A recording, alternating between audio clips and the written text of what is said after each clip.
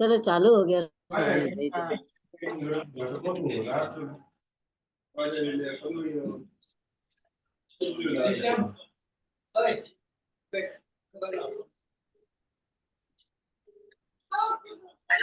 नहीं आया ना, क्या नाम से भेजेंगे?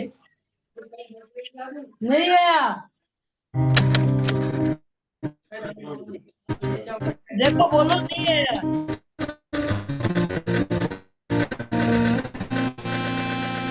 कर्म तत्व की अनुप्रेक्षा से आत्मबोध विकसाए, हम भेद ज्ञान प्रगटाए, हम भेद ज्ञान प्रगटाए। निज आत्म में रमण करें और देह भाव विसराए, हम भेद ज्ञान प्रगटाए, हम भेद ज्ञान प्रगटाए।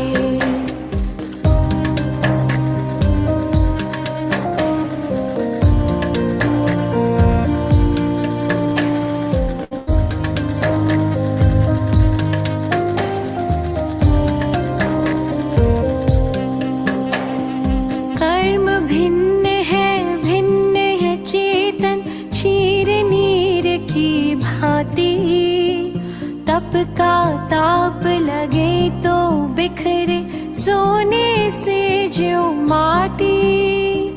कर्म भिन्न है चेतन, क्षीर नीर की भांति। तप का ताप लगे तो बिखरे सोने से ज्यों माटी। सम्यक ज्ञाता सम्यक दृष्टा वे सुबोध कर पाए, हम भेद ज्ञान प्रगटाए, हम भेद ज्ञान प्रगटाए।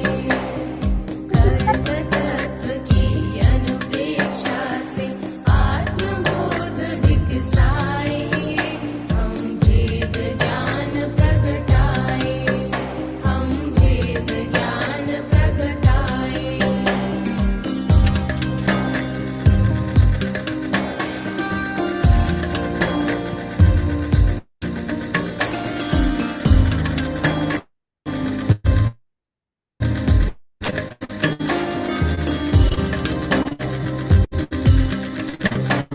पुण्य भी पुत्कल पाप भी पुत्कल, कर्म भेद ये सारे। बंधते अरु सत्ता में रहते, फल दे न्यारे न्यारे। पुण्य भी पुत्कल पाप भी पुत्कल, कर्म भेद ये सारे। बंधते अरु सत्ता में रहते, फल दे न्यारे न्यारे। ज्ञान दीप संभाव की ज्योति भीतर आप जलाए, हम भेद ज्ञान प्रगटाए, हम भेद ज्ञान प्रगटाए। कर्म तत्व की अनुप्रेक्षा से आत्मबोध विकसाए, हम भेद ज्ञान प्रगटाए, हम भेद ज्ञान प्रगटाए।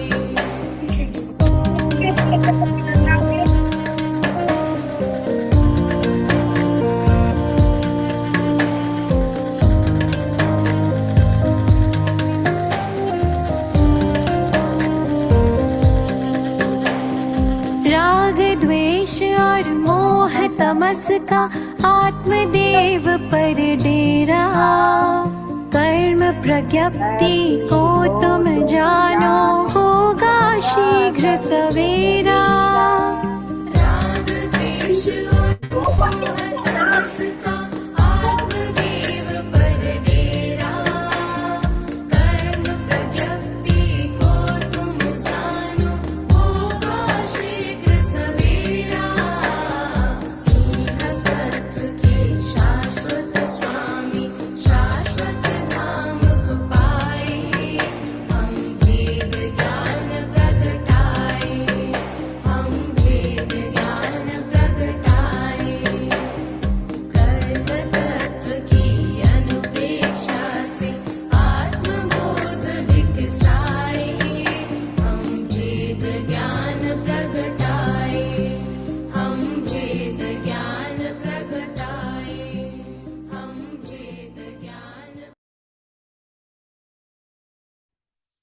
जय अनुश्री। सादर जय जिनेन्द्र। नमो जय अर्यंताणम, जिनेन्द्र। नमो सिद्धाणम, नमो आयर्याणम, नमो अजायणम, नमो लोय सव सावणम, एसो पंच नमोकारो सर्व पाव प्रणाचनो मंगलानम च सर्वेसिम परमम हवै मंगलम। अहो आचार्य भगवान, अहो उपाध्याय भगवान, आप श्री जी ज्ञान के महासागर हैं। आप हमें अप्रत्यक्ष अनुज्ञा पूर्वक आशीर्वाद प्रदान करें, जिससे हम इस अपूर्व ज्ञान को ग्रहण, धारण एवं वितरण करने में समर्थ बने। आप श्री जी की महती कृपा होगी। मोरियंताणम। सभी से सादर जय जिनेन्द्र। लास्ट क्लास में जो भी नहीं जुड़ पाए थे, जो इस क्लास से स्टार्ट करे हैं, तो एक बार उनके लिए रिकॉल कर लेते हैं, रिकैप कर लेते हैं। लास्ट क्लास में हमने देखा था जो 12th से 23 तक हमारा सिलेबस है। एक बार पीडीएफ हम चलाते जाएंगे साथ साथ में। तो जो 12 से 23 तक का हमारा सिलेबस है, उसमें हमने ओवरव्यू देखा था कि कौन कौन से चैप्टर में क्या क्या सिलेबस हमें पढ़ना है। फिर उसके बाद 12th चैप्टर हमने स्टार्ट किया था। 12th चैप्टर का नाम है सम्यक्त्व स्वरूप। मतलब सम्यक्त्व क्या होता है, वो सम्यक्त्व का हम पूरे डिटेल में देखेंगे, मतलब उसका स्वरूप, उसके बारे में हम समझेंगे। ठीक है, तो सम्यक्त्व क्या होता है ये हमने डेफिनेशन में देखा था। सुदेव, सुगुरु, सुधर्म, जीव, अजीवादि 9 सद्भाव पदार्थ के यथार्थ स्वरूप पर संपूर्ण श्रद्धा होना सम्यक्त्व कहलाता है। फिर 4 प्रकार का सम्यक्त्व हमने देखा था, और 4 प्रकार के सम्यक्त्व में औपशमिक सम्यक्त्व, क्षयोपशमिक सम्यक्त्व, सासाधन सम्यक्त्व और शायिक सम्यक्त्व, ये 4 प्रकार के सम्यक्त्व देखे थे। फिर एक हमने देखा था कि जो मोहिनी कर्म की जो 7 प्रकृति हैं, कौन कौन सी हैं, जिनको दर्शन सप्तक बोलते हैं। दर्शन सप्तक मतलब टोटल 28 प्रकृति हैं, उनमें से हम अनंतानुबंधी चतुष्क इसका चारित्र मोहिनी का ले रहे हैं 4, और 3 प्रकृति हम दर्शन मोहिनी की ले रहे हैं 7। सम्यक वेदनी, सम्यक वेदनी, मिथ्यात्व वेदनी और सम्यक मिथ्यात्व वेदनी, 3 प्रकृति दर्शन मोहिनी की ली है, तो इसको बोलते हैं दर्शन त्रिक। और चारित्र मोहिनी की 4 प्रकृति ली है, अनंतानुबंधी कषाय, अनंतानुबंधी क्रोध, अनंतानुबंधी मान, अनंतानुबंधी माया और अनंतानुबंधी लोभ। तो ये 4+3 कुल मिला के दर्शन सप्तक बोला जाता है। मोहिनी कर्म की जो 7 प्रकृति हैं दर्शन सप्तक, इन्हीं के बेसिस पे अलग अलग टाइप का सम्यक्त्व हम 4 प्रकार से देखेंगे कि कौन सा किसका क्षय होता है। मतलब इन 7 प्रकृति में किसी का क्षय होता है, किसी का उपशम होता है, किसी का क्षयोपशम होता है, किसी का उदय रहता है। उनके बेसिस पे हमारे आत्मा में वो सम्यक्त्व की अवस्था होती है जो 4 प्रकार की, वो हम आगे देखते हैं।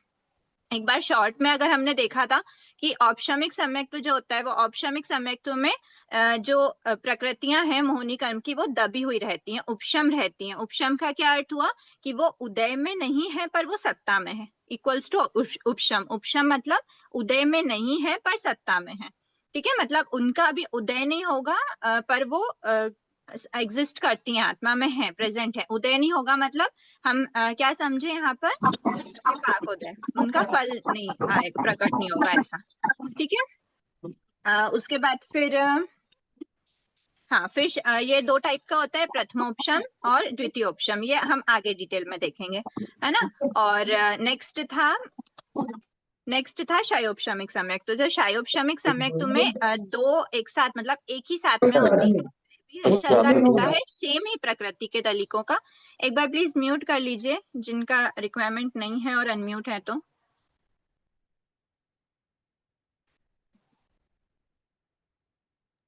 ठीक है, एक ही प्रकृति का क्षय, कुछ दलिकों का क्षय भी होता रहता है, उपशम भी होता रहता है, ऐसा मतलब डेफिनेशन वो कहती है। पर मोटे शाब्दिक अर्थ अगर हम देखते हैं तो वो डिफरेंट जाता है।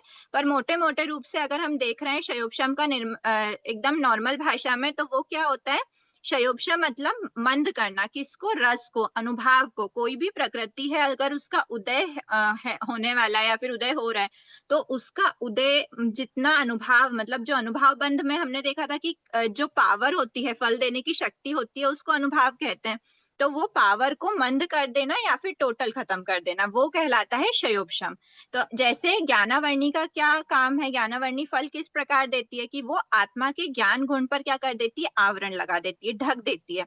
तो ऐसे ज्ञान गुण पर जो आवरण है, वो आवरण जो जितने पावर का लगा हुआ है, उस पावर को जब हम कम कर देते हैं तो आत्मा का गुण प्रकट होता है। आत्मा का गुण प्रकट हुआ है मतलब ज्ञान प्रकट हुआ, जैसे ज्ञानावर्णी के केस में लिया। तो जब ज्ञानावर्णी कर्म का क्षयोपशम होता है तो ज्ञान ज्यादा प्रकट, मतलब ज्ञान प्रकट होता है। जितना जितना ज्यादा क्षयोपशम उतना ज्यादा ज्ञान प्रकट होता है। ठीक है, तो उसकी पावर को हमने क्या कर दिया, मंद कर दिया या फिर टोटल खत्म कर दिया। ठीक है, फिर क्षयोपशमिक हो गया। उसके बाद फिर आता है सासादन। सासादन हमने सेकंड गुणस्थान के डेफिनेशन में देखा था कि जो औपशमिक सम्यक्त्व वाला जो जीव होता है, जब वो औपशमिक सम्यक्त्व से पतित होता है मिथ्यात्व की और अभिमुख होता है। अभिमुख होने का गिरना, और अभिमुख मतलब towards मिथ्यात्व, मिथ्यात्व की तरफ है, मतलब वो कुछ टाइम बाद उसके अध्यवसाय इतने मलिन मलिन होते जा रहे हैं कि वो क्या हो जाएगा, मिथ्यात्व में गिर जाएगा, मतलब मिथ्यात्व की अवस्था उसकी हो जाएगी। ठीक है, तो ऐसी अवस्था में औपशमिक सम्यक्त्वी जीव जब सेकेंड गुणस्थान को टच करता हुआ, प्लीज एक बार म्यूट कीजिए ना, जो सेकेंड गुणस्थान को टच करता है वो सेकेंड गुणस्थान की अवस्था क्या कहलाती है, सासादन सम्यक्त्व, सम्यक दृष्टि कहलाता है। वो जीव सासादन सम्यक्त्व की अवस्था कहलाती है। ठीक है, नेक्स्ट है शायिक सम्यक्त्व। तो मतलब सासादन सम्यक देख लिया हमने कि वो सम्यक्त्व का सिर्फ स्वाद है, सम्यक्त्व से टोटली गिरा नहीं है मिथ्यात्व में, पर सिर्फ स्वाद रह गया, वापस सम्यक्त्व उसको नहीं मिलना है, उसको डेफिनेटली मिथ्यात्व में ही गिरना है। नहीं मिलना है मतलब अगले ही समय या फिर अगले समय भी नहीं बोल सकते, ऐसा बोलो कि कुछ टाइम बाद, मतलब अब वो उसके अध्यवसाय पक्का है कि नीचे ही गिरेंगे, बाद में वापस चढ़ सकते हैं, बिल्कुल चढ़ सकते हैं। ठीक है, फिर यहाँ दो टर्म्स हमने देखे थे, भव सिद्धिक और शुक्ल पाक्षिक, वो रह गया ना। अच्छा, एक शायिक सम्यक तो मतलब जैसे शपक श्रेणी में हमने देखा कि प्रकृतियों का क्षय करते हुए आत्मा से उनकी सत्ता को हटाते हुए ऊपर चढ़ते हैं, वो शायिक सम्यक तो होता है जिसमें मोहिनी कर्म के कुछ प्रकृतियों का क्षय हो गया होता है। भाव सिद्धिक और शुक्ल पाक्षिक, भाव सिद्धिक के साथ हमने अभव सिद्धिक भी देखा था, शुक्ल पाक्षिक के साथ हमने एक वर्ड देखा था कृष्ण पाक्षिक, इन्हीं के अपोजिट अपोजिट है। इसमें हमने एक बात, हाँ ठीक है, एक बार देख लेते हैं ये क्या होते हैं। भव सिद्धिक क्या होता है, भव सिद्धिक मतलब भविष्य की ले सकते हैं हम कि भविष्य में वो जीव सिद्धि गति को अवश्य प्राप्त करेगा, तो वो जीव कहलाता है भव सिद्धिक जीव। और जो कभी भी पूरे संसार काल में मतलब भटकता भटकता भटकता ही रहेगा, वो कभी सिद्धि गति को प्राप्त नहीं करेगा, संसार में भटकता रहेगा, तो वो कहलाता है अभव सिद्धिक। ठीक है, अ लगा दिया हमने भव सिद्धिक के आगे। जो भव सिद्धिक नहीं है, जो सिद्धि गति को प्राप्त नहीं करने वाले हैं, कभी नहीं करेंगे, वो अभव सिद्धि कहलाते हैं। फिर यहाँ सेकंड वर्ड था शुक्ल पाक्षिक। तो शुक्ल पाक्षिक और कृष्ण पाक्षिक ये दो भेद होते हैं भव सिद्धिक जीवों के। ऐसे भव सिद्धिक, ये तो हमें पता है कि डेफिनेटली सिद्धि गति को प्राप्त करना ही है। ठीक है, जैसे हमको इसमें एग्जाम्पल कैसे दें, हाँ ऐसे देखते हैं कि कोई बच्चा जो डेफिनेटली डॉक्टर बनेगा ही बनेगा, पर अभी क्या है, अभी उसका एमबीबीएस नहीं चल रहा है, अभी वो बचपन की अवस्था है, या फिर ऐसे देखो कि स्कूलिंग ही चल रही है अभी उसकी, तो स्कूलिंग चल रही है और स्कूलिंग चलते चलते चलते ये डेफिनेटली है कि वो डॉक्टर ही बनेगा। अगर ऐसा मान के चले, भव सिद्धि का क्या ले रहे हैं हम, वो डेफिनेटली सिद्धगति को प्राप्त करेगा। तो जो स्कूलिंग की अवस्था है, जब तक उसने एमबीबीएस स्टार्ट नहीं करा है, एमबीबीएस का जो टाइम है, ड्यूरेशन है, उसको हम क्या देखें, वो ऐसा देखें अर्ध पुद्गल परावर्तन काल। तो इतने टाइम से वो संसार में भटकता आ रहा है, इतना अनादि काल से वो संसार में है, उसके बाद उसके मोक्ष जाने का, डॉक्टर बनने के एमबीबीएस की डिग्री जितना ड्यूरेशन, मतलब सिद्ध गति को प्राप्त करने के अर्ध पुद्गल परावर्तन काल पहले वो जीव क्या कहला जाएगा, अब वो डॉक्टर परस्यूइंग, एमबीबीएस परस्यूइंग कहला जाएगा। मतलब वो एमबीबीएस कर रहा है, वो नॉर्मली बोल देंगे, हर कोई देख के बोल सकता है कि वो अब डॉक्टर बनने वाला है। तो ऐसे ही भव सिद्धि को हम देख के नहीं बोल सकते, पर हम ऐसा मानते हैं कि इसको हम टाइटल क्या दे, नाम क्या दे, तो हम उसको शुक्ल पाक्षिक बोल सकते हैं, क्योंकि उसका संसार काल ओनली एंड ओनली अर्धपुद्गल परावर्तन बचा है। और जब तक वो अर्धपुद्गल परावर्तन तक क्लोज नहीं आता मोक्ष के, सिद्धि गति के, तो उसके पहले का पूरा काल जो होता है वो कहलाता है कृष्ण पाक्षिक। मतलब वो जीव क्या कहलाता है, तो वो जीव कहलाता है कृष्ण पाक्षिक जीव। ठीक है, ये दो टर्म्स हमने देखे थे, इसमें ध्यान रखना। दीदी थोड़ा स्लो बोलिए ना, एकदम फास्ट जा रहा है। फास्ट हो रहा है, ठीक है, वो एक्चुअली कुछ पिछली क्लास का रिवीजन है ना, इसलिए मैं थोड़ा सा फास्ट, लगभग 15 मिनट हमारे रिवीजन में निकल गए, आगे भी कंटिन्यू करना है इसलिए। अगर आपको और डिटेल में लग रहा है तो रिकॉर्डिंग ग्रुप पे आ गई, तो आप उसमें से एक बार टैली कर लें।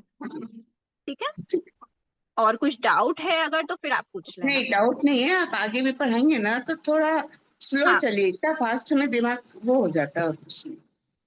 ठीक है, अभी का समझ आया है ये इतना? जिनने पिछली क्लास अटेंड करी थी उनके लिए हाँ एक बार हाँ हाँ ठीक।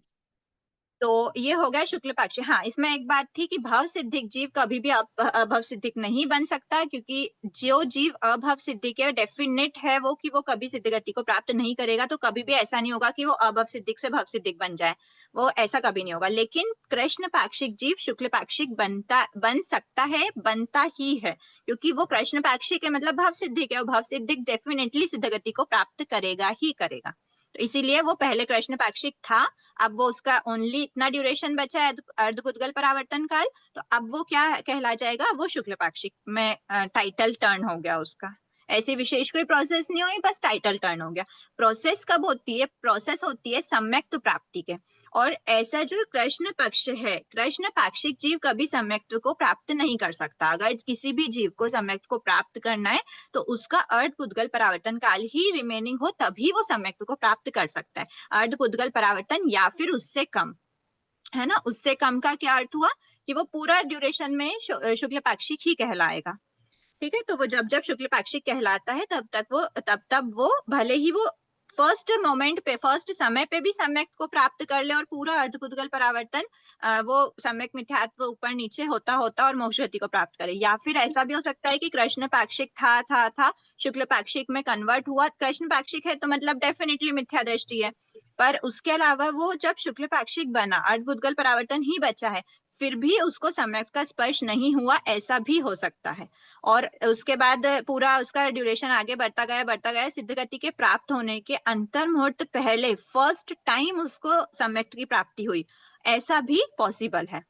ठीक है, पर सम्यक की प्राप्ति इस ड्यूरेशन के अंदर अंदर ही हो सकती है, कृष्ण पक्ष में नहीं हो सकती। कृष्ण पाक्षिक जीव को सम्यक की प्राप्ति नहीं हो सकती।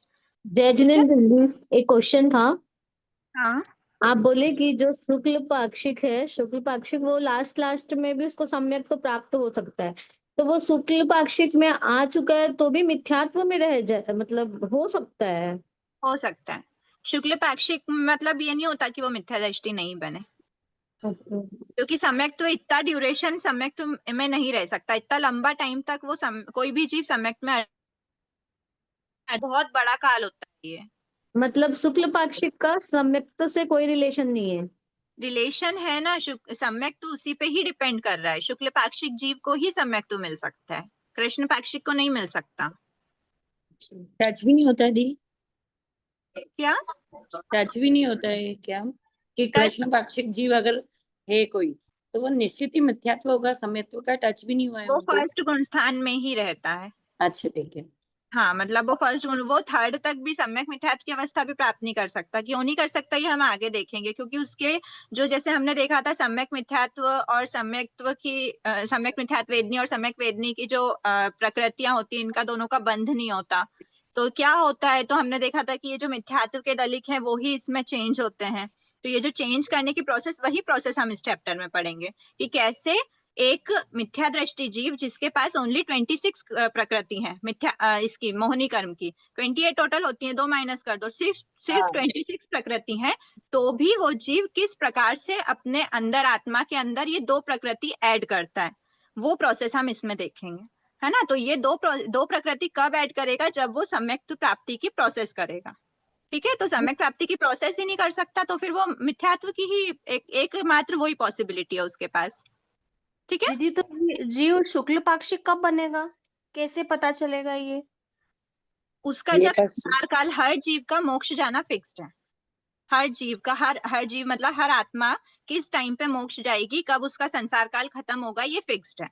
और उसके जो जैसे आप माइनस करिए, जैसे कि ये ड्यूरेशन पूरा फिक्स्ड है कि नर्सरी से लेकर 12th तक पढ़ेंगे, ग्रेजुएशन में MBBS वॉटेवर जो भी होना है, तो वो फिक्स्ड है कि इसी टाइम पे जाके वो मतलब फिक्स्ड है नहीं, ऐसा नीट क्लियर करने में कितने भी साल लग सकते हैं, वो बात डिफरेंट है। अब हम मान के चलें कि जैसे 12th तक उसने स्कूलिंग कंप्लीट करी है, उसके बाद फिर उसने मान लो 5 साल 7 साल वॉटेवर MBBS करा, और इतने टाइम के बाद वो डॉक्टर बन सकता है। तो अब उसके जो जैसे 7 साल अगर हम माने, तो डॉक्टर बनने के पीछे अब रिवर्स में जाओ 7 साल, तो इतना जो ड्यूरेशन है वो अर्धपुद्गल परावर्तन शेष रहेगा, तो वो कहलाएगा शुक्ल पाक्षिक। उसके पहले वो अनादिकाल से कृष्ण पाक्षिक ही कहलाया। क्लियर है? नहीं, आगे एक बढ़े। बार आप शैक्षणिक संकेत को एक लाइन में अगर कुछ बोलना है तो क्या? वो आगे आगे पूरी डिटेल आएगी शैवक्षम सम्यक्त्व का। पूरा मतलब एक लाइन में आप ऐसे बता नहीं सकते। अगर मैं डेफिनेशन लेके आऊँ तो फिर वो डेफिनेशन में आपको थोड़ा और कंफ्यूजन होगा। ठीक है दी।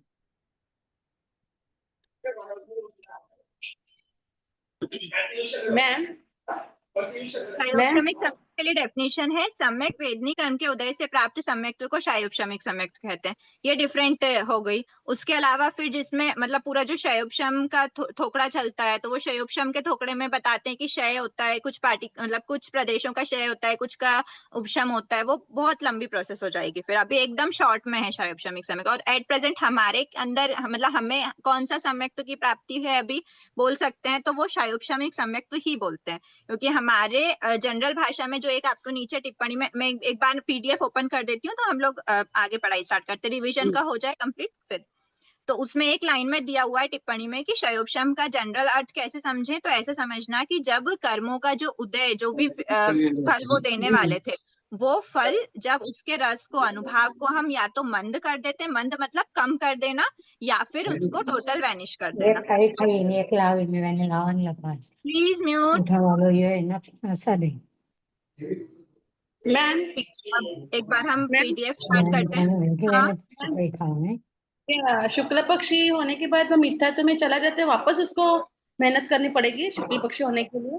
शुक्ल पाक्षिक ही कहलाएगा वो मिथ्यात्व अवस्था में भी। उसको मेहनत करनी पड़ती है सम्यक प्राप्ति में, शुक्ल पाक्षिक बनने में मेहनत नहीं है। शुक्ल अब पक्षी में मेहनत मेहनत नहीं है क्या?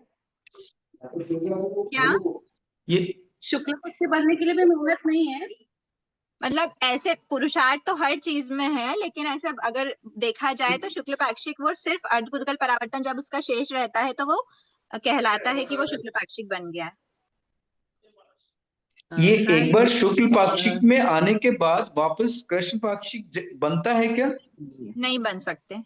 ओके मैम Oh, एक ya ये भी no. कह सकते हैं कि ये एक तरीके की डेस्टिनी हो गई, जैसे जो भवी जीव है वो ही आएगा, अदरवाइज तो होना ही Ay, नहीं jo, है, udah pan ke pacao kyo no. है ना?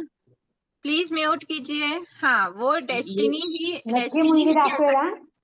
एक तरीके से तो डेस्टिनी हो गई ना कि Oh. आप शुक्ल सकते पक्ष में जी। आओगे अगर भवी है तो। सोनाली जी आप क्वेश्चन पूछ रहे हैं या फिर मनीषा जी? जो भी क्वेश्चन नहीं पूछ रहे भाई? दोनों में प्लीज एक नहीं, म्यूट कीजिए। मैं सोनाली क्वेश्चन पूछ रही हूँ मैं।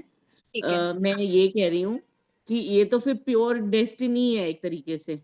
हम अगर भवी हैं तो हम अभी कृष्ण पक्ष में हैं तो शुक्ल में जाएंगे और फिर पुरुषार्थ और करके सम्यक। शायद शायद शायद शायद आप शुक्ल पक्ष में ही हो, शायद आपका मोक्ष जाना हाँ। अर्धकुतल परिवर्तन ही शेष हो, क्योंकि आपको सम्यक अगर खुद से पूछना वाकई में मेरे भगवान की वाणी के प्रति श्रद्धा है, सुदेव सुगुरु सुधर्म वगैरह के प्रति श्रद्धा है, संपूर्ण श्रद्धा है, आंशिक भी नहीं, अगर श्रद्धा है तो आपको सम्यक तो प्राप्त है। अगर सम्यक प्राप्त है तो डेफिनेटली आप शुक्ल पाक्षिक है, क्योंकि शुक्ल पाक्षिक जीव को ही सम्यक तो मिल सकता है। ठीक है। मैंने ना एक जगह ऐसा भी पढ़ा है कि सारे भवी जो हैं वो मोक्ष नहीं जाते। अभी इस टॉपिक को डिस्कस बाद ओके, में करते हैं, है ना? ठीक है। थोड़ा सा आउट ऑफ सिलेबस हो जाएगा इसलिए। ठीक है, भाव सिद्धि का अभाव सिद्धि का बाद में चर्चा करने के भाव है। अभी ये होगा। हाँ ठीक है। फिर हमने देखा था औपशमिक सम्यक्त्व जो है वो दो टाइप का होता है। औपशमिक सम्यक प्रथमोपशम सम्यक्त्व होता है, दूसरा होता है द्वितीयोपशम सम्यक। तो प्रथम औपशम और द्वितीय औपशम, तो इसको हम कैसे समझें, एग्जैक्ट वर्ड्स पे मत जाना, अभी ऐसे समझना प्रथमोपशम सम्यक्त्व मतलब पहले जो प्राप्त होता है, द्वितीयोपशम मतलब बाद में। तो पहले और बाद में कैसे समझना कि जब भी कोई जीव को अगर सम्यक्त्व की प्राप्ति करनी है, मतलब सम्यक्त्व के दलिक उसको जनरेट करना है, या फिर सम्यक्त्व की प्राप्ति, बस इतना शॉर्ट सिंपल वर्ड रखो कि सम्यक्त्व की प्राप्ति करनी है। मतलब क्या, अभी तक वो जीव मिथ्या दृष्टि है और मिथ्या दृष्टि के बाद अब उसको सम्यक्त्व प्राप्त करना है, तो अब उसको क्या करना है, तो सबसे पहले वो प्रथमोपशम सम्यक्त्व की ही प्राप्ति करता है। ना तो उसको शायोपशमिक सम्यक्त्व प्राप्त होगा, ना डायरेक्ट सासादन मिल सकता है। सासादन तो हम अंडरस्टूड ही है कि औपशमिक के बाद ही सासादन मिल सकता है। तो जब औपशमिक ही नहीं है अभी, तो सासादन सडनली कैसे आएगा? मिथ्यात्व से सासादन नहीं मिल सकता, मिथ्यात्व से शयोपशमिक भी सबसे पहले नहीं मिल सकता, और मिथ्यात्व से शायिक भी सबसे पहले नहीं मिल सकता। अगर कोई जीव को सम्यक्त्व प्राप्त करना है तो सबसे पहले उसे कौन सा सम्यक्त्व मिलेगा, तो वो है औपशमिक, उसमें भी कौन सा वाला, प्रथमोपशम सम्यक्त्व। ठीक है। अब प्रथमोपशम सम्यक्त्व अगर किसी भी जीव को प्राप्त करना है तो प्रथमोपशम ठीक है, वो प्रोसेस हम आगे देखते हैं ना। एक दूसरा होता है द्वितीय उपशम सम्यक्त्व। तो द्वितीय उपशम सम्यक्त्व कब प्राप्त होता है? तो द्वितीय उपशम सम्यक्त्व जब जीव सम्यक वेदनी का उदय नहीं रहता और जब जीव श्रेणी चढ़ता है, उपशम श्रेणी जब चढ़ता है, तो उस समय पे जो उसका सम्यक्त्व है वो द्वितीय उपशम सम्यक्त्व कहलाता है। हम बोलते हैं ना कि उपशम सम्यक्त्वी जीव उपशम श्रेणी चढ़ता है और शायिक सम्यक्त्वी जीव शपक श्रेणी चढ़ता है, ऐसा बोलते हैं। तो मतलब उपशम सम्यक्त्व है तो वो उपशम श्रेणी चढ़ रहा है, तो शायिक सम्यक्त वाला भी उपशम श्रेणी चढ़ सकता है, पर जो उपशम श्रेणी की हम वहां पर बात करते हैं वो द्वितीय उपशम सम्यक्त की बात करते हैं, वो प्रथमोपशम सम्यक्त नहीं रहता। तो प्रथमोपशम सम्यक्त ऐसा समझना, अभी फर्स्ट गुण स्थान में है, मिथ्या दृष्टि है और अब उसको सम्यक्त प्राप्त करना है। मतलब ऐसे समझो, फोर्थ में जाना है या फिर फिफ्थ में जाना है, सिक्स्थ में जाना है, सेवंथ में जाना, 4, 5, 6, 7 में से कुछ में भी जा सकता है। 8th में जाएगा तो द्वितीय उपशम वाला केस हो जाएगा, या तो शायिक सम्यक्त होगा या द्वितीय उपशम सम्यक्त होगा। पर 4, 5, 6, 7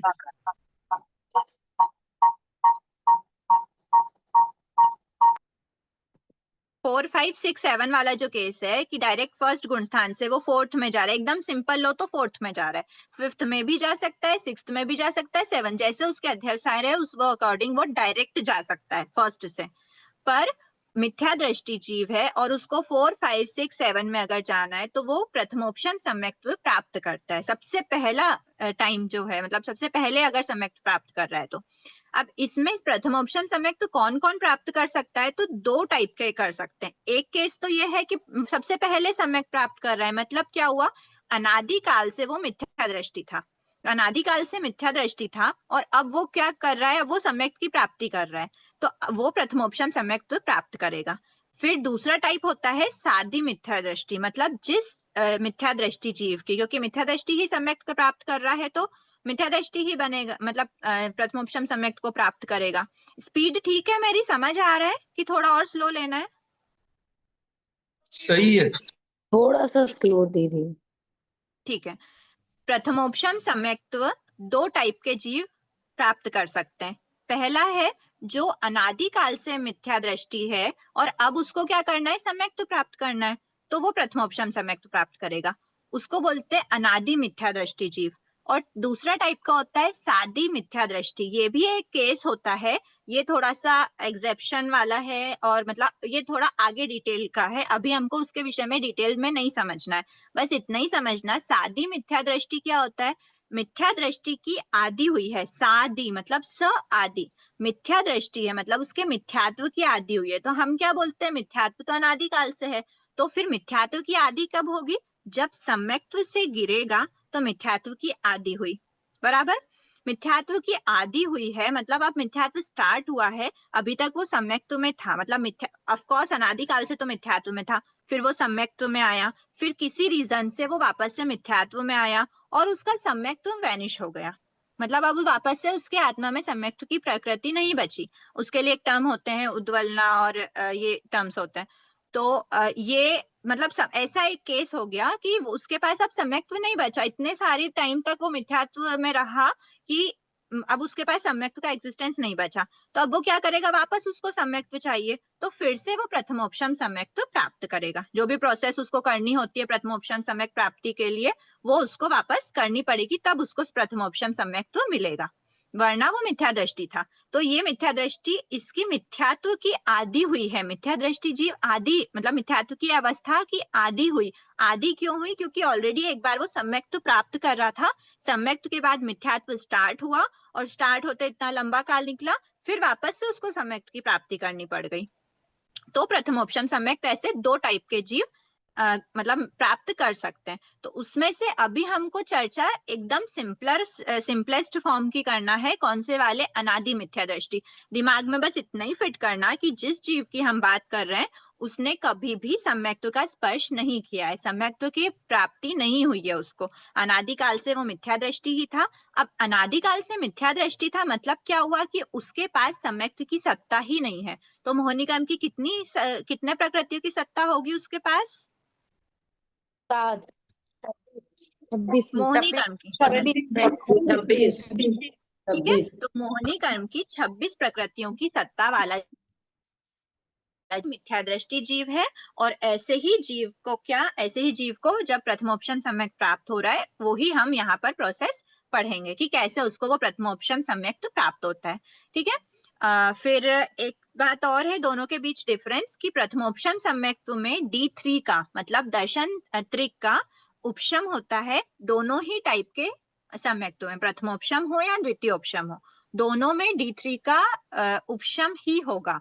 और A4 का अनंतानुबंधी चतुष्क का जब क्षयोपशम हो रहा है तो प्रथमोपशम सम्यक्त्व है, क्षय हो रहा है तो द्वितीयोपशम सम्यक्त्व है। इसको याद रखने के लिए ऐसा समझ लेना मोटे मोटे रूप से कि प्रथमोपशम क्या बताया मैंने, 4, 5, 6, 7 बताया, मतलब लो लेवल है, और 8, 9, 10 मतलब 10 वाला जो ऊपर वाला है वो द्वितीयोपशम सम्यक्त्व है।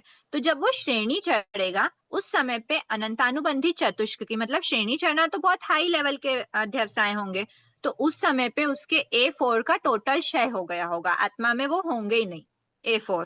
ठीक है, ये हाई लेवल का है इसलिए क्षय हो गया। और प्रथमोपशम सम्यक्त्व 4, 5, 6, 7 नीचे के गुण स्थानों का है, तो इसीलिए उसमें A4 का क्षयोपशम है, मतलब वो टोटल आत्मा से नहीं गया, सिर्फ उदय रुका है, सत्ता है पर नहीं, सॉरी वो तो उपशम होता है, क्षयोपशम है मतलब उसका रस मंद है। ठीक है, क्षयोपशम। तो उपशम किसका होगा, D3 का तो कंपलसरी उपशम होगा, इसीलिए वो औपशमिक सम्यक्त्व है दोनों, और उसमें प्रथमोपशम है मतलब A4 का क्षयोपशम, द्वितीय उपशम है मतलब A4 का क्षय। क्लियर हुआ, ये दोनों के याद रखना है, फिर इनको हम आगे डिटेल में पढ़ेंगे कि कैसे एक बार फिर से बोलिए। एक बार मैम, एक बार थोड़ा सा फिर से बता दीजिए जो बताया आपने। अभी एक बार देखो, अभी एकदम से आपको ये क्लिक नहीं होगा, आगे जब इसकी प्रोसेस पढ़ेंगे तो हमको ये दोनों ही सम्यक को डिटेल में देखना है पूरी प्रोसेस। हाँ, पर एक बार के लिए आप ऐसे याद रख लेना कि जो प्रथमोपशम सम्यक्त्व है उसमें दोनों ही, पहली बात तो याद रखना दोनों ही उपशम सम्यक्त्व है, तो D3 का तो उपशम होगा, सम्यक वेदनी का, सम्यक मिथ्यात्व वेदनी का और सम्यक मिथ्यात्व वेदनी का। ठीक है, सम्यक वेदनी, मिथ्यात्व वेदनी, सम्यक मिथ्यात्व वेदनी, D3 दर्शन त्रिक का क्या होगा, दोनों केस में उपशम होगा, बिकॉज ये औपशमिक सम्यक्त्व है। अब प्रथमोपशम है तो बची कितनी, 4 प्रकृति अनंतानुबंधी चतुष्क, तो बची क्षयोपशम होगा, द्वितीय उपशम में क्षय होगा, जो सामने चार्ट है ना इसकी बात कर रहे हैं हम। ठीक है,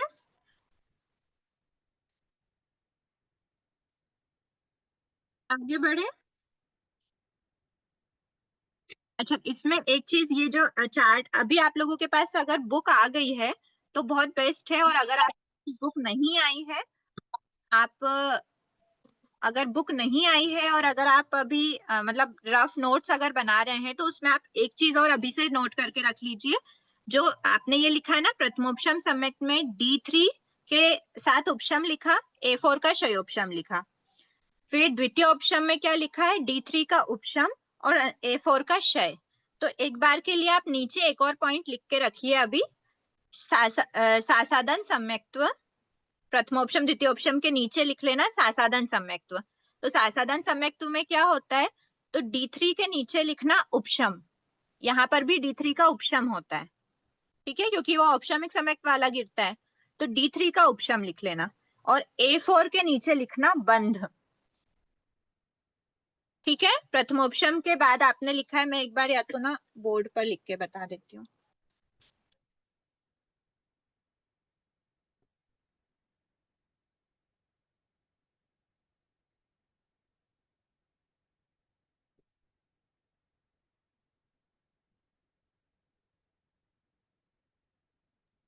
यानी वो A4 का नया बंद करेगा, नया बंद करता है, A4 का बंद करता है, इसीलिए तो वो सेकंड गुण स्थान में चला जाता है,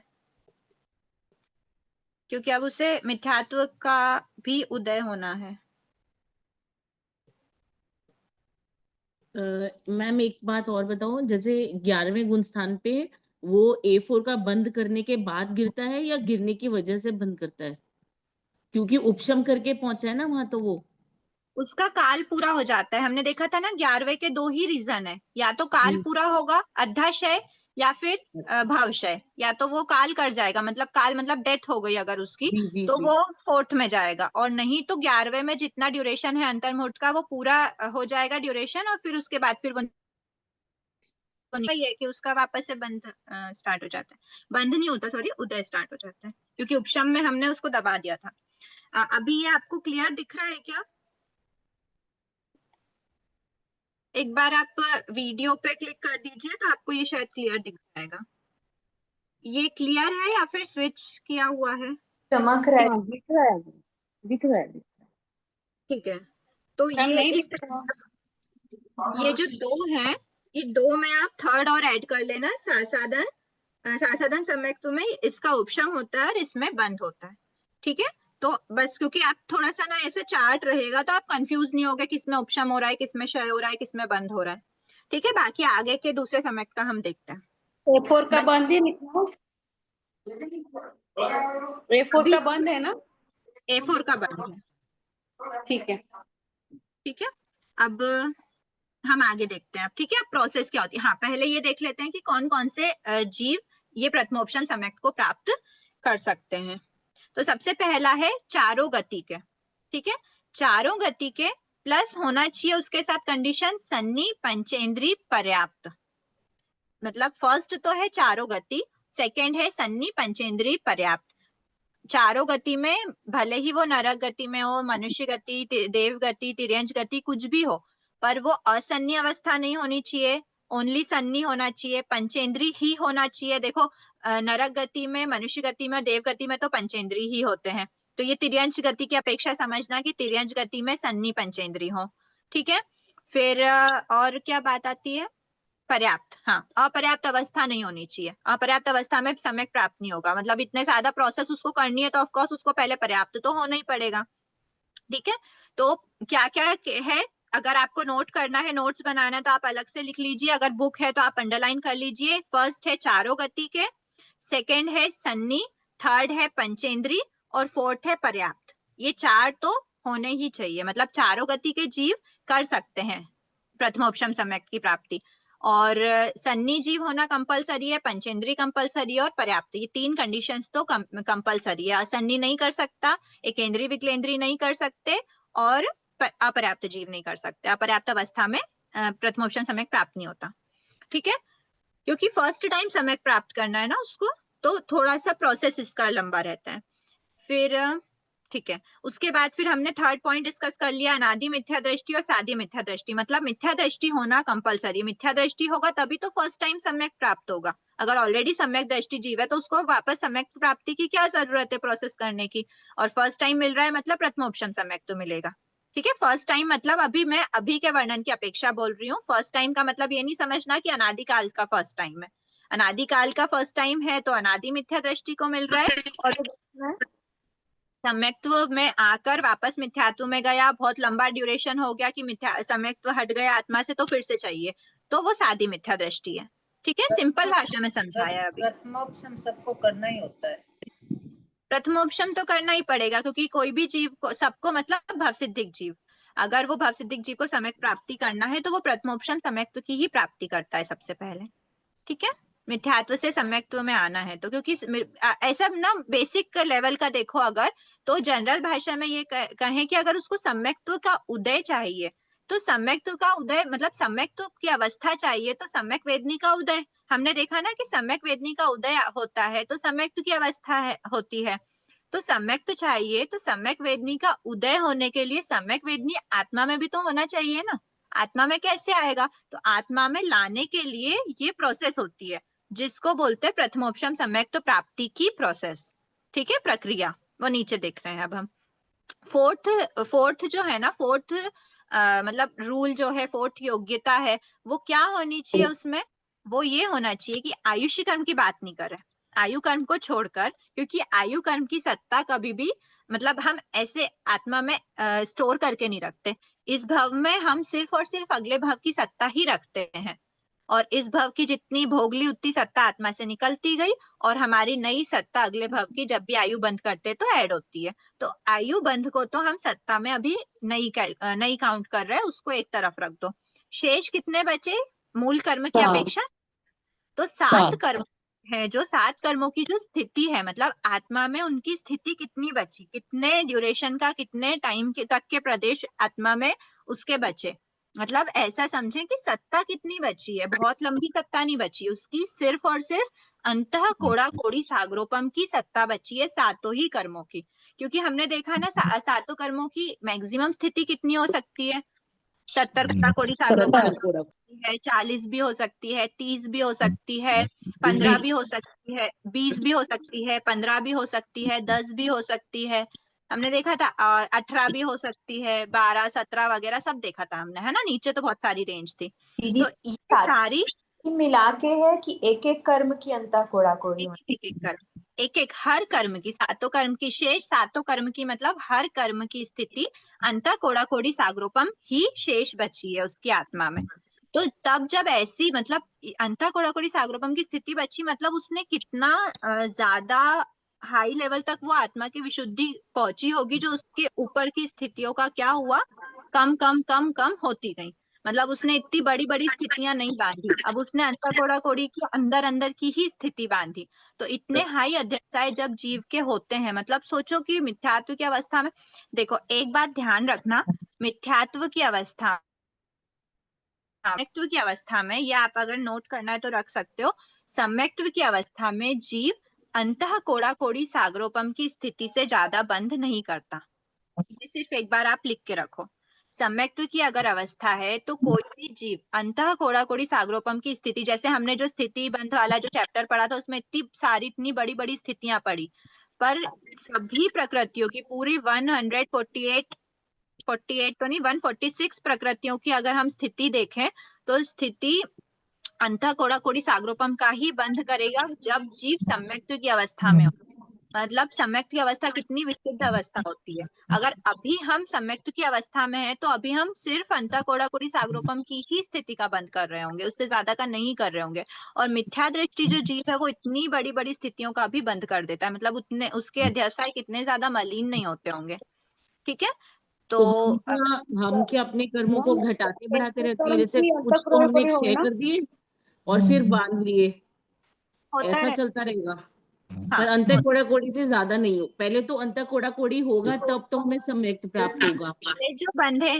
पहले जो बंधे हुए वो तो आत्मा में एग्जिस्ट करेंगे जी, उनकी सत्ता रहेगी, लेकिन जब अब हम अगर सम्यक्त की अवस्था में हैं तो करेंटली अगर हम नया कर्म बंद कर रहे हैं तो उनकी स्थिति अंतः कोड़ा कोड़ी सागरोपम से ज्यादा नहीं बांधेगी। ठीक है, और जब हमको सम्यक्त की प्राप्ति करना है तो हमारे पास्ट के भी कोई भी इतने बड़ी बड़ी स्थिति वाले नहीं बचेंगे, वो ही ये 4th पॉइंट बता रहा है। प्लीज म्यूट कीजिए ना जिनके बैकग्राउंड में डिस्टरबेंस आ रहा है।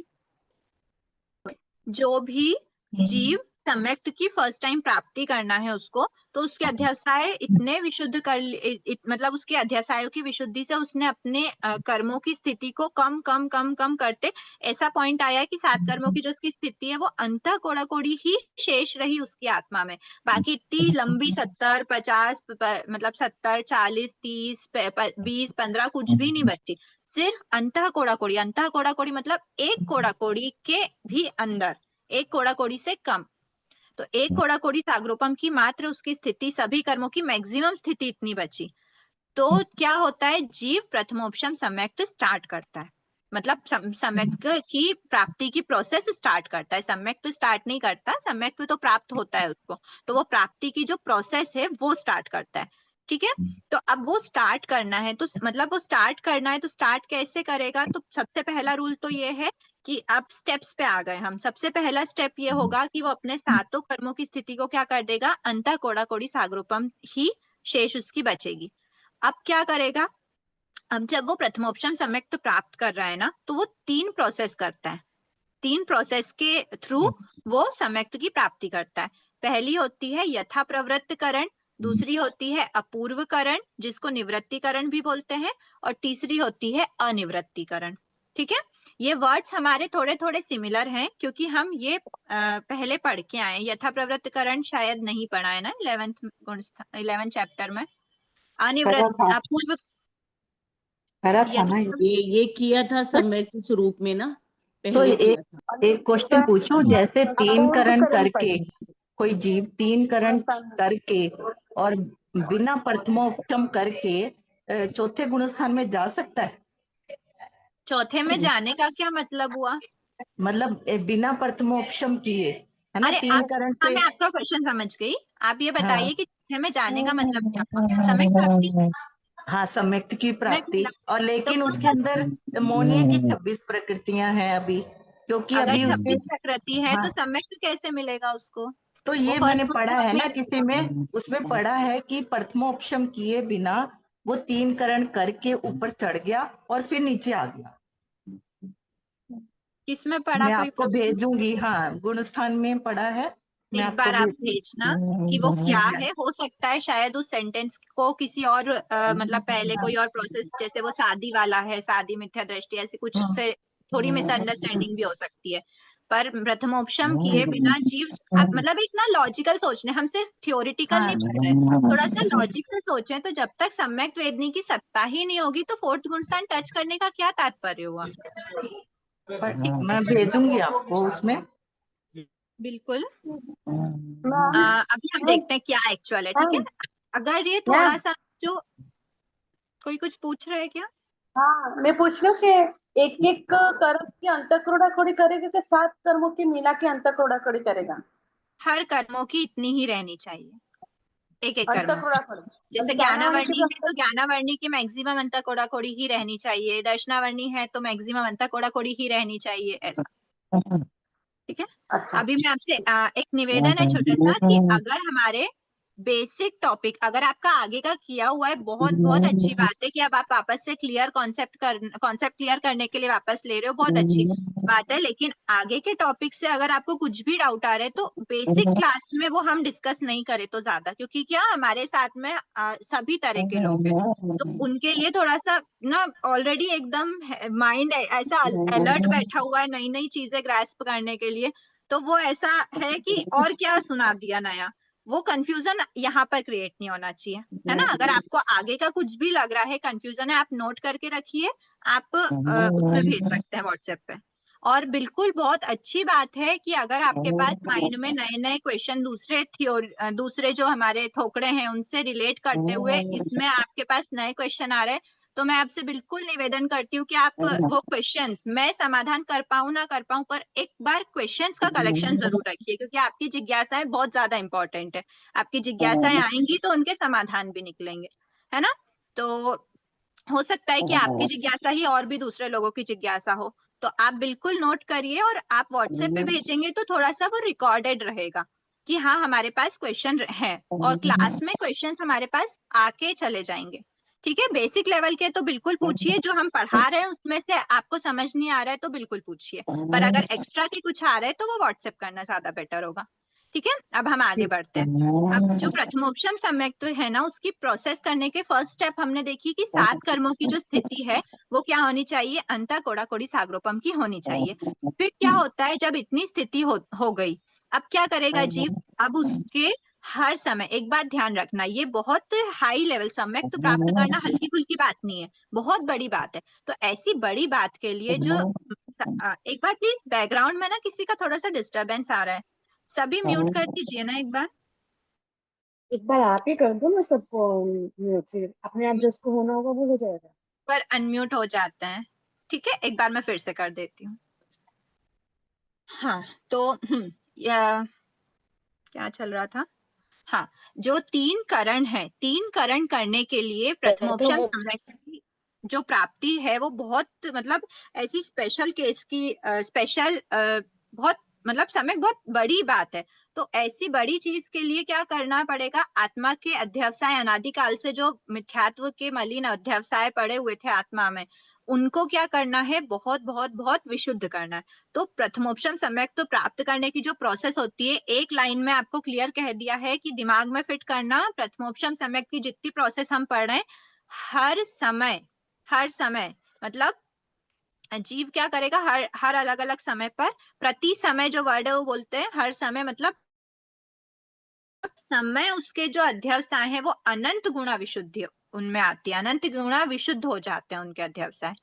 ठीक है, अध्यवसाय या परिणाम जो भी बोले, अध्यवसाय परिणाम आत्मिक परिणाम एक ही बात है सब।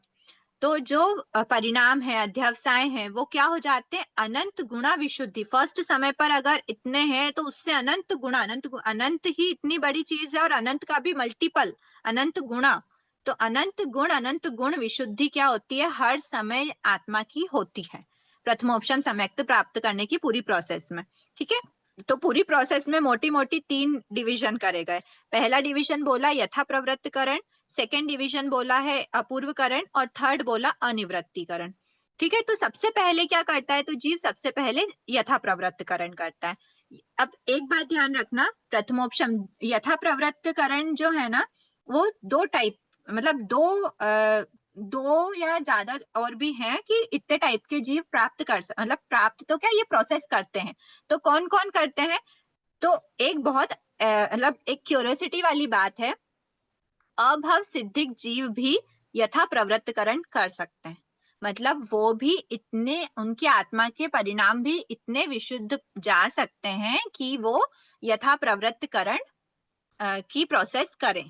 यथा प्रवृत्तकरण की प्रोसेस वो कर सकते हैं, लेकिन वो आगे अपूर्वकरण और अनिवृत्ति पे नहीं बढ़ सकते, क्योंकि वो अभव सिद्धिक। अगर वो आगे बढ़े तो वो आगे बढ़ने की प्रोसेस किसके लिए? वो तो प्रथमोपशम सम्यक प्राप्ति के लिए, और वो तो प्रथमोपशम सम्यक प्राप्ति नहीं कर सकते, करेंगे ही नहीं कभी। तो इसीलिए वो आगे की प्रोसेस।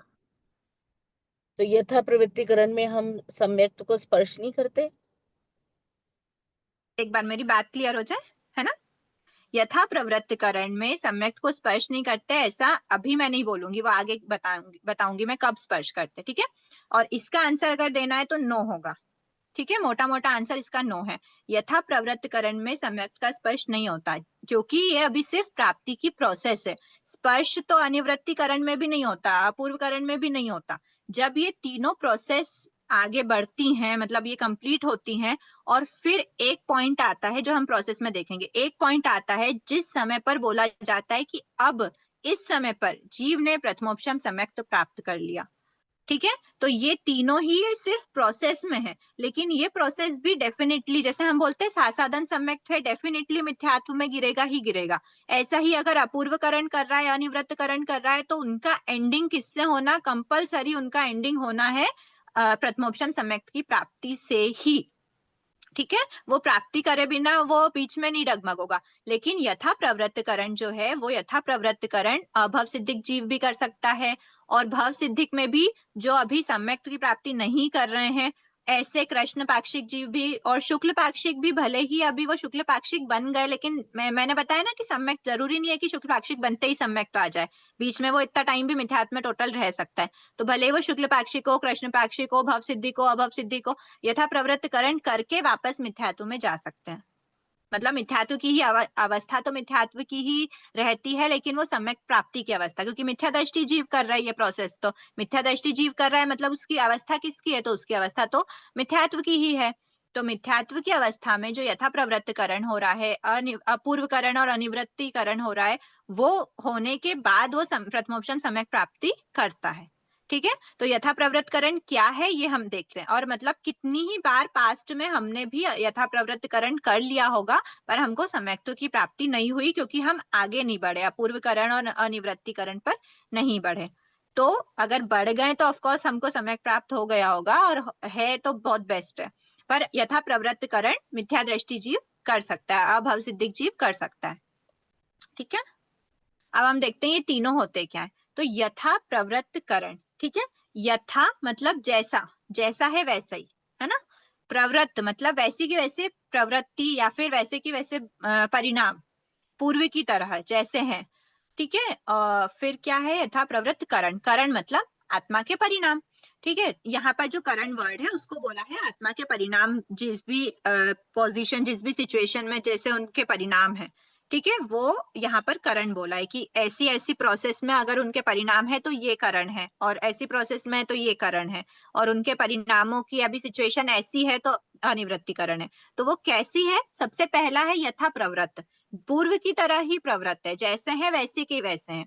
तो मतलब क्या हुआ इसका कि जैसे है वैसे, मतलब एक जीव की अपेक्षा अगर हम बोले तो एक जीव की अपेक्षा, हमने यहाँ पर ना दोनों तरह से हमको समझना है, एक जीव की अपेक्षा और समुच्चय जीव। समुच्चय मतलब कलेक्टिवली सभी, तो कलेक्टिवली सभी मतलब पास्ट वाले, प्रेजेंट वाले और फ्यूचर वाले सभी की अपेक्षा जब हम बात करेंगे तो वो सेकेंड टाइप ऑफ मतलब हम बात करेंगे। एक होता है एक जीव की अपेक्षा और त्रिकालवर्ती सर्व जीवों की अपेक्षा समुच्चय में। तो एक जीव की अपेक्षा क्या होता है, तो बताया है कि एक जीव की अपेक्षा तो अनंत गुणा, हमने देखा ना फर्स्ट लाइन ही हमको बता दी थी कि करने वाले जीव, प्रथमोपशम सम्यक प्राप्त करने के लिए जीव मतलब एक जीव प्रति समय अनंत गुण विशुद्ध परिणामों में रहता है, उनके द्वारा वो ये 3 करण करता है। तो हर समय यथा प्रवृत्त में भी, अपूर्व करण में भी और अनिवृत्तिकरण, जब भी पूरी प्रोसेस चलेगी हर समय क्या होगा, हर समय अनंत गुण विशुद्धि बढ़ती जाएगी। तो फिर ये रिपीटेशन की क्या बात हुई कि पहले जैसे ही रहेंगे, और अपूर्व है मतलब पूर्व की तरह नहीं है, नए हैं पिछले जैसे नहीं है, तो पूर्व पिछले जैसे नहीं है, पूर्व की तरह नहीं मतलब नवीन है, नए हैं, तो अपूर्व करण है। यथा प्रवृत्त मतलब पिछले जैसे हैं। तो इसका मतलब क्या हुआ, हम तो बोल रहे हैं कि हर समय अनंत गुण विशुद्ध हो गए, मतलब पहले जैसे कहाँ बचे, अगर अभी 1 लेवल पे थे तो अब 1 लाख लेवल पे हो गए, तो 1 लाख का लेवल और 1 का लेवल तो बहुत डिफरेंस आ गया ना, तो पहले जैसे कहाँ हुए, तो हम यथा प्रवृत्त क्यों बोल रहे हैं, तो वो एक जीव की अपेक्षा नहीं बोल रहे हैं, वो समुच्चय जीव की अपेक्षा बोला जा रहा है।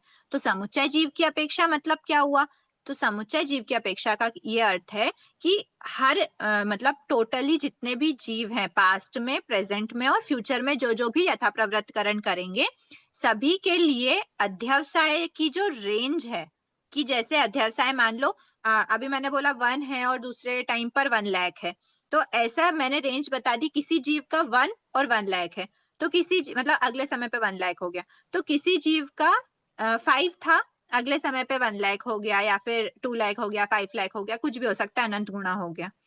और किसी तीसरा जीव है जिसका अभी 10 था और फिर उसके बाद अनंत गुण विशुद्धि हो गई अगले समय में, किसी जीव का 20,000 था और अगले समय में अनंत गुण विशुद्धि हो गई। तो ऐसा जो फर्स्ट समय पर ही पूरी रेंज है, मतलब एक समय पर जीव के जैसे कि लेवल है, एक बार ऐसे समझाती हूँ। हाँ, ये पूरा लेवल है, मान लो अभी इस समय पर जैसे यहाँ से लेकर यहाँ तक और यहाँ तक, ये मान लो यथा प्रवृत्ति वाला है, ये है अपूर्व करण वाला, है ना। नहीं, एक बार हम एक की बात करते हैं। ये पूरी जो है, ये पूरी हम यथा प्रवृत्ति की बात कर रहे हैं, यथा प्रवृत्तकरण की। तो यथा प्रवृत्तकरण ये मान लो फर्स्ट समय, ठीक है, ये फर्स्ट समय, ये सेकंड समय, ये थर्ड समय, ठीक है। तो अब क्या होता है, फर्स्ट, एक बार इधर से भी नहीं लेते हैं, फर्स्ट इधर रखते हैं, सेकंड इधर रखते हैं और थर्ड इधर रखते हैं। तो पहले समय में जो है, पहले समय में यहां से लेकर यहां तक की रेंज है, सेकंड समय में यहां से लेकर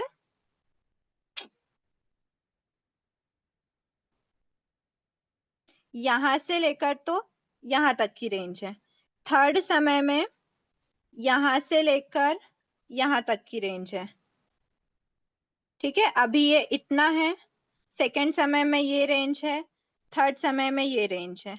तो ये जो रेंज है ये क्या, देख बोर्ड क्लियर नहीं दिख रहा है।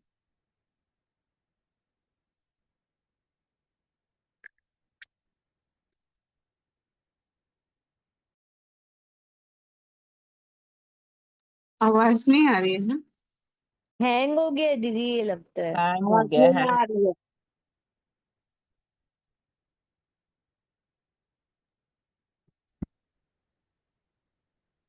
वैसे भी टाइम हो गया, तुम बहुत फास्ट नहीं हो रहा है क्या, कि मुझे ही लग रहा है सिर्फ।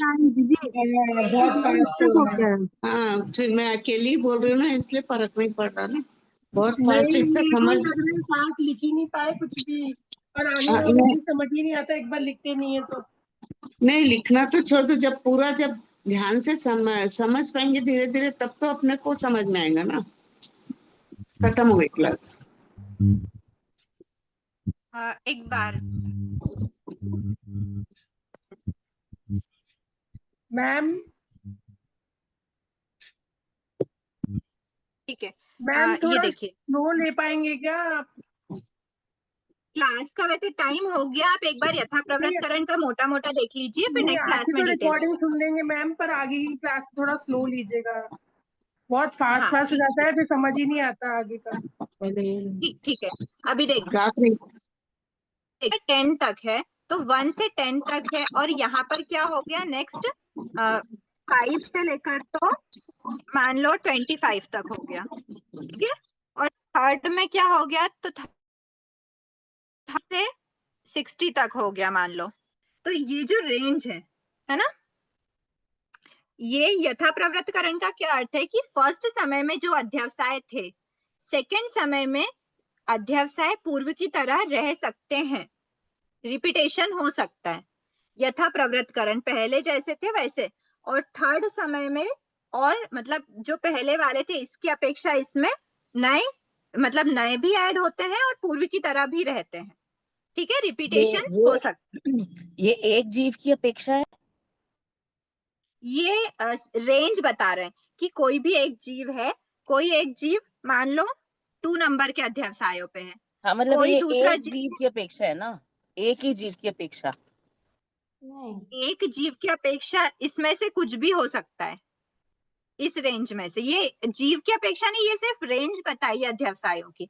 एक जीव के पास तो एक ही टाइप का अध्यवसाय होगा ना एक समय में, पर बताया है कि इस रेंज में से होगा, और फिर सेकंड समय में इस रेंज में से होगा, थर्ड समय में इस रेंज में से होगा। मतलब पूर्व वाली रेंज में से भी कुछ अध्यवसाय हो सकते हैं और कुछ अध्यवसाय नए भी ऐड हो सकते हैं, ठीक है। अभी एक बार पीडीएफ में इसकी डेफिनेशन देखते हैं, तो आपको थोड़ा सा ध्यान में आ जाएगा।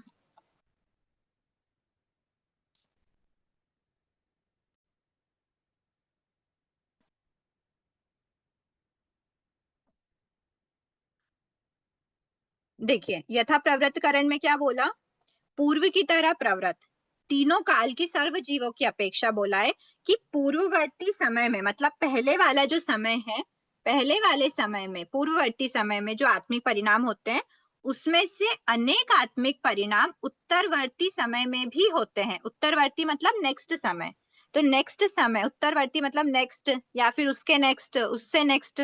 फर्स्ट की अपेक्षा उत्तरवर्ती क्या है, सेकंड, सेकंड की अपेक्षा बाद वाला क्या है, थर्ड, थर्ड की अपेक्षा फोर्थ। तो कुछ परिणाम, कुछ आत्मिक परिणाम पूर्ववर्ती समय में, मतलब फर्स्ट समय में अगर आत्मिक परिणाम थे, वो ही सेकंड समय में भी होते हैं, इसे यथा प्रवृत्तकरण कहते हैं। और नए भी ऐड होते हैं, ऐसा नहीं है, क्योंकि नए तो ऑफ कोर्स रेंज शिफ्ट हुई है तो रेंज तो मतलब आगे बढ़ती है, पर पहले वाले भी हो सकते हैं। इसमें नीचे जैसे में क्लियर करा है, यथा प्रवृत्तकरण के पहले समय में जो आत्मिक परिणाम होते हैं, उसमें से अनेक आत्मिक परिणाम दूसरे तीसरे आदि समय में भी होते हैं, ठीक है। अगर यहाँ पे हम लेते हैं कि 1 से 10 के बीच था, तो नेक्स्ट में 5 से 25 के बीच में हो गया, फिर हम 8 से 60 भी पूरा ले सकते हैं कि फर्स्ट वाले के थर्ड समय में भी कुछ हो सकते हैं। अनेक आत्मिक परिणाम दूसरे तीसरे में भी होते हैं, ठीक है। और इसी का अपोजिट होता है अपूर्वकरण में, कि अगर अपूर्वकरण में 1 से 10 तक हो गया फर्स्ट समय, तो नेक्स्ट समय में 1 से 10 नहीं होगा, फिर वो 11 से 20 होगा, फिर उसके अगले समय में 1 से 10 भी नहीं हो सकता, 11 से 20 भी नहीं हो सकता, फिर वो होगा 21 से 30 तक। उसकी जो रेंज है, मतलब उनके जो अध्यवसाय होंगे, आत्मा के परिणामों का क्या लेवल होगा, तो वो इस रेंज में से उठाएगा, ऐसा बताया। तो यहाँ पर हम सिर्फ रेंज के बारे में बता रहे हैं कि वो जो अध्यवसाय है, जो रेंज है, वो रिपीट हो रही है कि नहीं हो रही है, उसमें उस रेंज में अध्यवसाय रिपीट हो रहे हैं कि नहीं।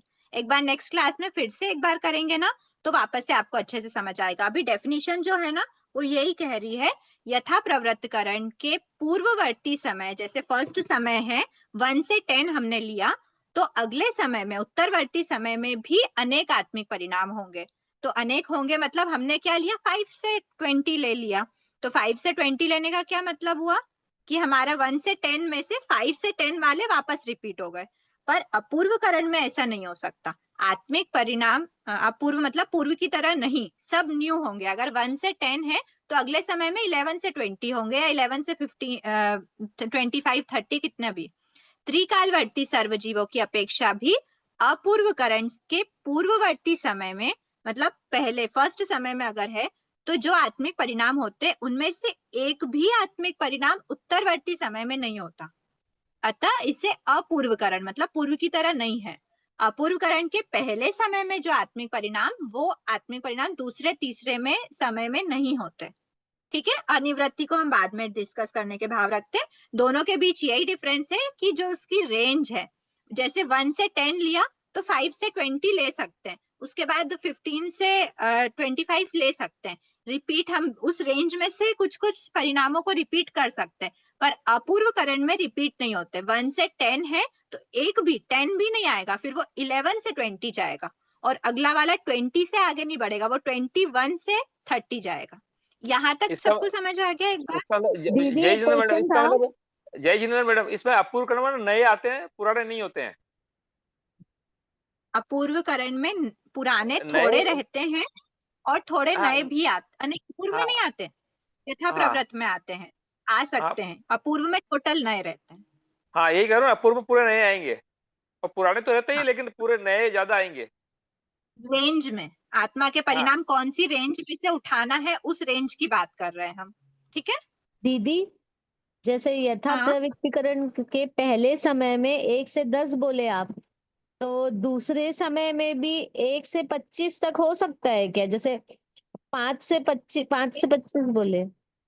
एक से संभावना कम ही है, क्योंकि अनंत गुण विशुद्धि हो रही है, तो ऑफ कोर्स मैंने तो बहुत छोटा सा गैप लिया, बहुत बड़े बड़े हम्म गैप होते हैं उसमें, जी, है ना, क्योंकि हर समय अनंत गुण विशुद्धि बढ़ रही है। ठीक है। मतलब और विशुद्धि किसी के कोई हटेगी, डाउट? मतलब विशुद्धि कम नहीं हो सकती, क्योंकि उसको इतनी बड़ी चीज प्राप्त करना है, तो अनंत गुणा उसके भावों में विशुद्धि होती है, तब प्राप्त होती है वो। मतलब अशुद्धि घटेगी बोल सकते हैं ना। अशुद्धि तो नहीं, मतलब मलिनता नहीं है तो ऑफ कोर्स हम्म विशुद्धि बढ़ रही है ना हाँ आत्मा की। जी जी।